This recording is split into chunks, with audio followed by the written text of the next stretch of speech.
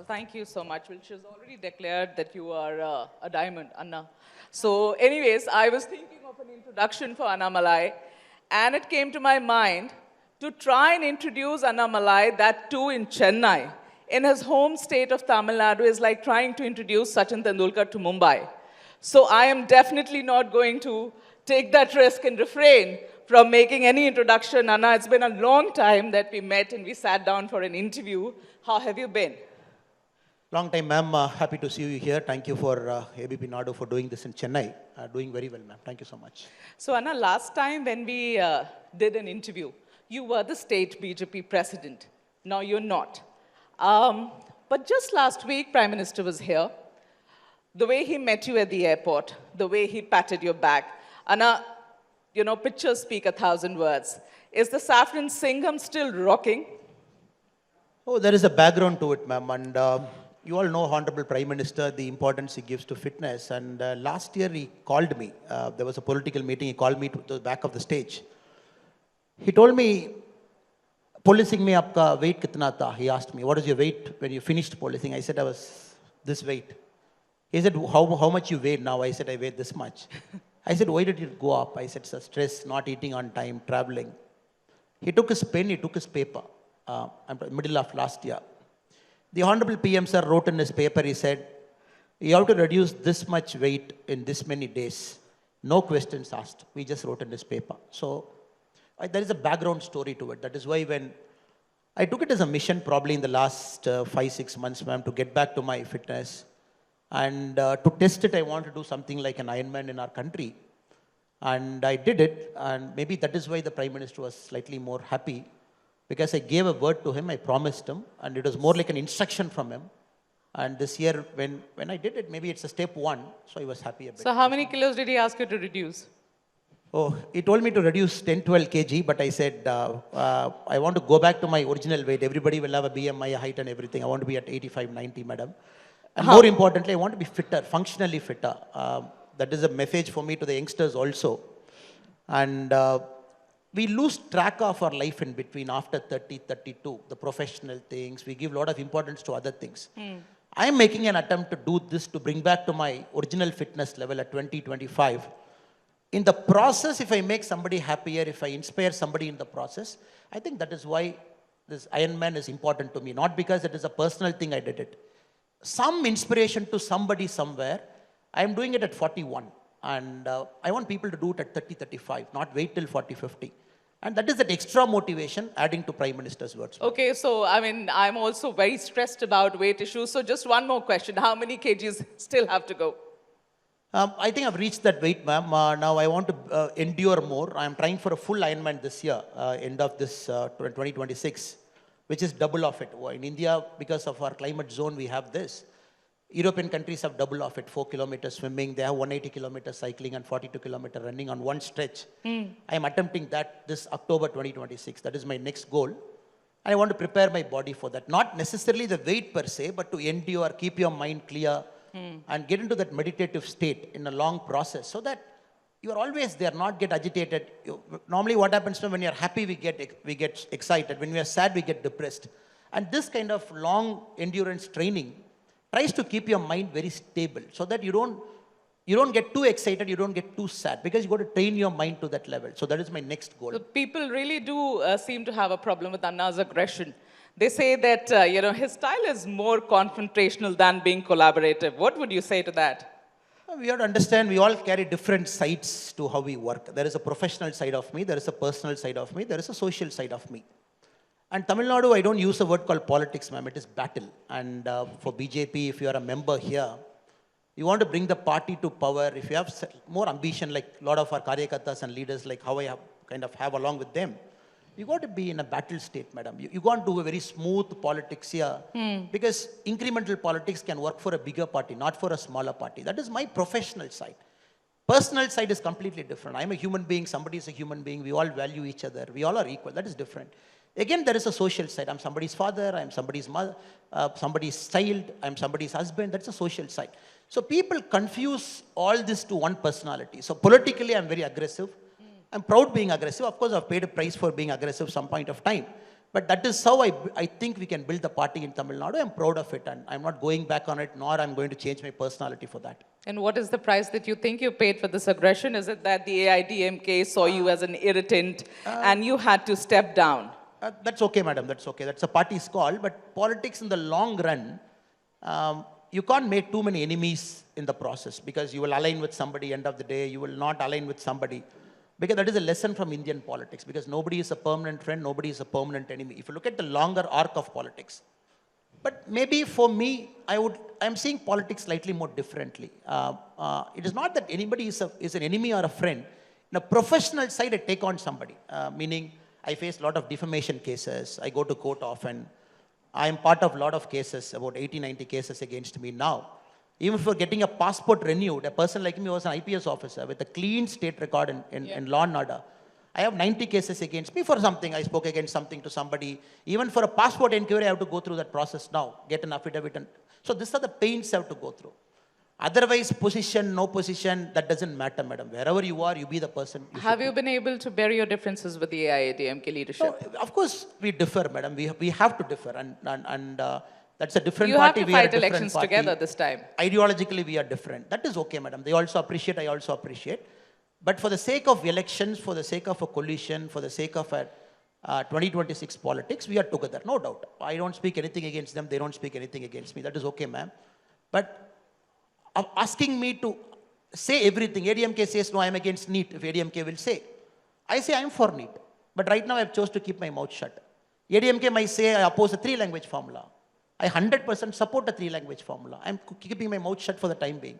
If ADMK says, this is what it is, Tamil Nadu is being like this, I believe our developmental model is better. So sometimes, I think instead of having a disagreement at the open, what politics has taught me is, sometimes keep your mouth shut. And when the time is not right, when the decision is taken, make sure you're part of the team and allow the decision to go through the process, whatever it is. But saying that I will agree with the ADMK all the time, it is not going to be possible. And for that matter, ADMK is also not going to agree with me all the time. But we can be respectable colleagues in the battlefield. You seem to be very honest about this, Anna. I really appreciate it. But the thing is that just in case, assume a scenario that you do come to power with AIADMK next year, then Annamalai will have to keep his mouth shut for a fairly long time, I guess. But we have to understand, even you are in a coalition government, I believe you can always raise your voice for the right causes. But the path of Tamil Nadu's development, there is a disagreement to us. That's why Amit Shah ji has mentioned when the arrangement came together, we'll have a common minimum program where both the parties will have a certain understanding, not complete divergent. So let us see in 2026 what will happen, madam. We'll take a call then. Okay. All right. Now, Anna, see, you are already entering the election mode in few months. The assembly elections will be conducted here. I want to understand, Anna, in what role are we going to see Annamalai in the campaign and leading the party from, I mean, you know, at this moment you're not holding the position, but looks like you'll be really leading from the front.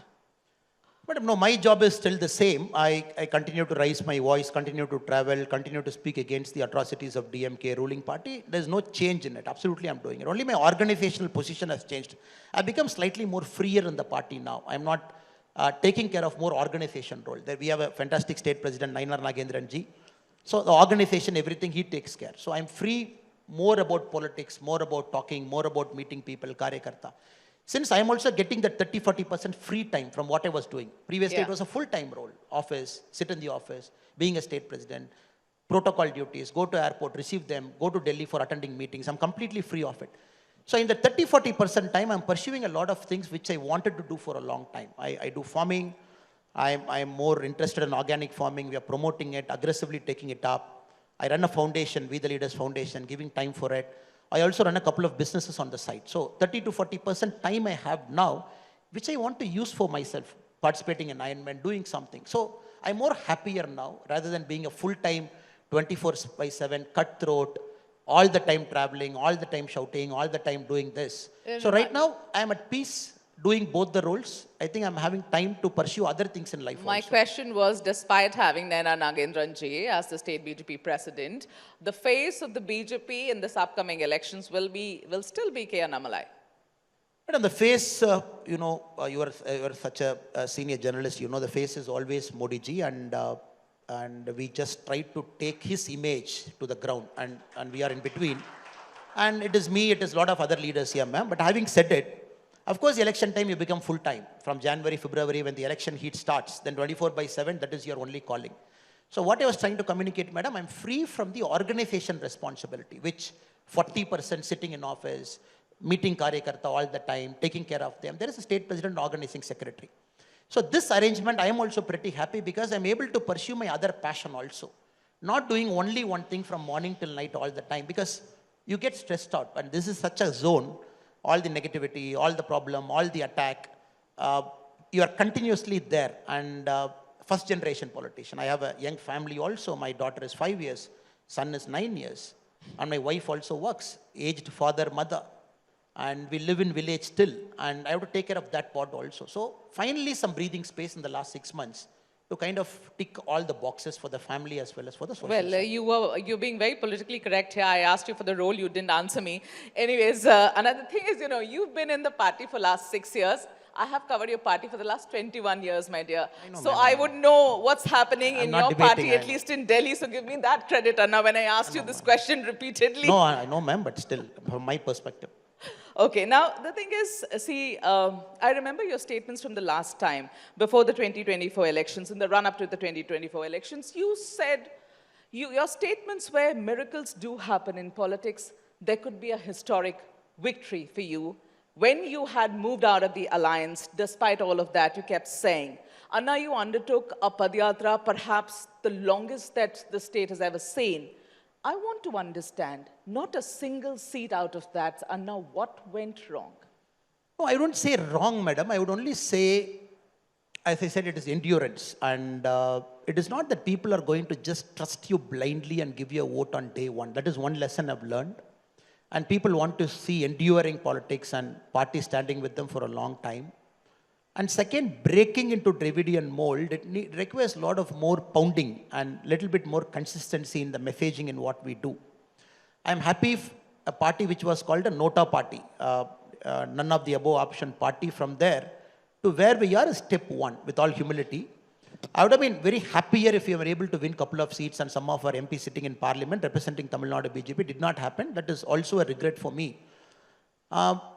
We could have done better. Hindsight, when you look back, you will always say maybe a strategy, maybe the messaging, maybe starting the whole process early, maybe 3-4 months before. Giving candidates not that 1 month time, because when our candidates face somebody from the DMK side, mostly we face an incumbent. And we have to understand, for a party like BJP, madam, in Tamil Nadu, we had contested a max of 7 seats, max of 7 Lok Sabha. This time we contested 22, and reach was more. Maybe the party's capacity to take on the 22 seats. We are massively building, booth committees, BLAs, this and that.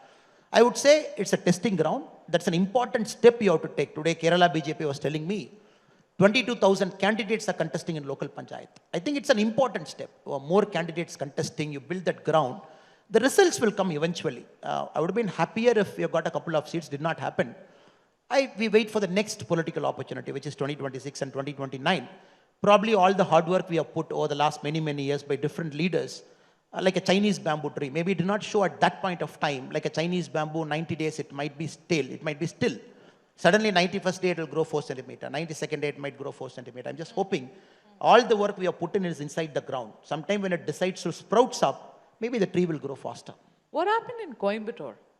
You were very, very confident about that place. You said, I might win. And But Coimbatore, we got the votes that we supposed to get. Our votes is about 450,000, 60,000. And BJP 2009, when we went alone, we got 44,000 votes. I'm just giving you things in perspective. And post Modi ji has come, the ground is different now. We got our votes, 33-34% is our capacity, we were there. What you didn't get was AIADMK. No, madam. But I didn't expect a third party to poll 16%. And you cannot have an ADMK party polling 16% in Coimbatore and expecting the first party to win. If you look at the Kerala elections also, in many seats, the third party decided who is winning first.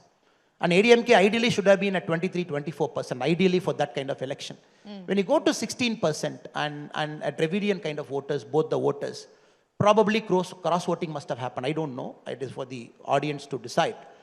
You can't expect a party which has got 5 out of 6 MLAs in Coimbatore and a party that has called Coimbatore at its fortress coming down to 16.7% and BJP at 34%. So it is impossible for BJP to win when the third party is at 16%. So same thing in Thrissur. When Suresh Gobiji is able to win, you look at number 1, number 2, number 3. The number 3, Congress and Communist, both were at 3 lakh. Then BJP you will have a chance.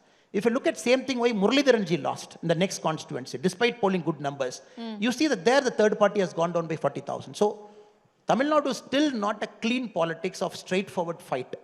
You still have tactics, you still have adjustments, you still have parties deciding not to win. You still have parties deciding, I am not winning, he should not win. I'm not putting the blame on others, I'm only putting things in perspective. And 4,50,000 votes for BJP in Coimbatore is a fantastic vote. Karyakartas, hard work, Modi ji's charisma, the party structure for a long, long time. But expecting BJP in Coimbatore to win 5.25 lakh votes, probably next election we will go there. It is not that this election we are at 5.25.